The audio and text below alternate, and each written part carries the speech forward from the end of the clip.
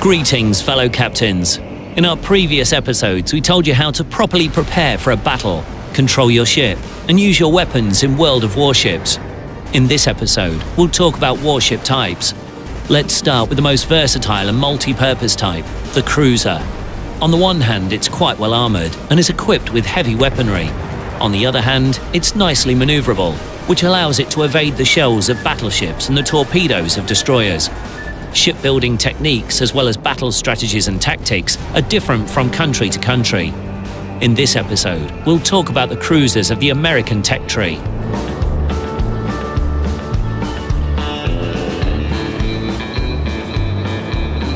US cruisers are distinguished by their heavy artillery, handsome armor protection, highly effective AA guns and high speed.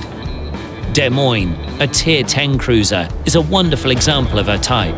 She is fast and maneuverable and is equipped with 9 rapid-firing guns, putting out 90 shots per minute. Indeed, every cruiser in this line is worth playing. You need not skip any of them.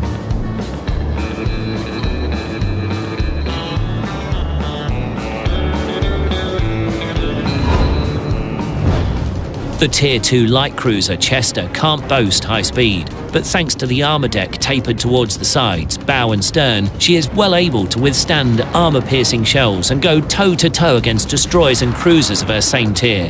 However, facing enemy battleships or higher-tier cruisers will be a challenge for her.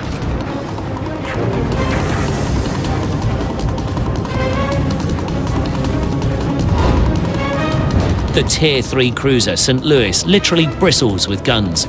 In top configuration, she is equipped with 14x6 in-main guns and 18 secondary guns.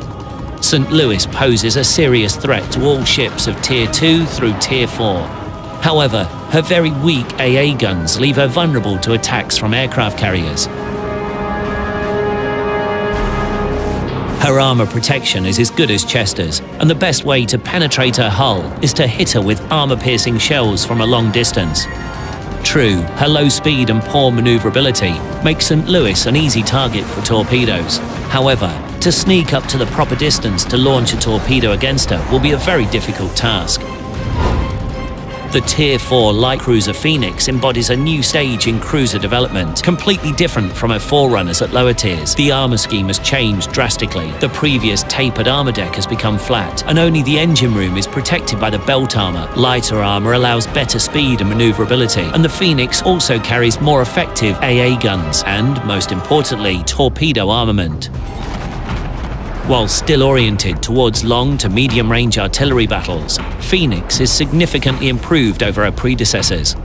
Increased speed and maneuverability allow her to successfully dodge torpedo attacks and, in turn, getting close to launch powerful torpedo salvos. The AA guns mounted on Phoenix may not be effective enough to destroy enemy squadrons alone. However, 2 or 3 Phoenix cruisers can knock the stuffing out of enemy aircraft. Omaha represents the result of further development of the Phoenix design. She is considered the first fully featured light cruiser built for the US Navy. Omaha is equipped with more powerful main guns, a reconnaissance plane, and a larger number of torpedoes. However, moving forward, American engineers decided to focus on artillery guns. Omaha is the last US cruiser to mount torpedo tubes. Cleveland is a light cruiser placed at Tier 6, at least for the moment. This is a high-speed and maneuverable warship. With her 12x6 guns, she can unleash a hail of fire on any adversary. She is a menace to destroyers and cruisers, and a pain in the neck for battleships and aircraft carriers. With her powerful AA guns, she can confidently fight against 1 or 2 enemy squadrons alone. Pensacola is the first US Navy heavy cruiser. She is well armoured and equipped with powerful artillery AA guns. This is a confident warrior. In top configuration, Pensacola is equipped with 4 main turrets, 2 double and 2 triple, allowing her to take on any type of opponent. New Orleans and Baltimore are second-generation heavy cruisers. Compared to their predecessors, they feature enhanced armour of the main turrets and magazines. These ships are also characterized by improved maneuverability, increased speed and powerful AA guns. And finally, the heavy cruiser Des Moines. She is equipped with the most powerful AA guns of any cruiser. Des Moines can provide outstanding cover from enemy destroyers and aircraft, but she can also be an effective attacker as well. Des Moines can present a real threat even to the most heavily armored battleships.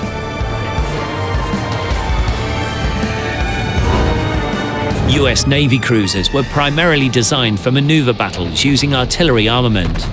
The key to success is to fight the adversary at long and medium ranges to avoid torpedoes, while using agility to make yourself a difficult target for battleships' main guns. With their powerful AA guns, high-tier cruisers can be effectively used to screen Allied ships. US Navy cruisers are multi-purpose warships, good both for attack and defense. A cruiser can pose a serious threat when acting alone, but 2 or 3 cruisers acting together can be a real battle-winning unit. That's it for now.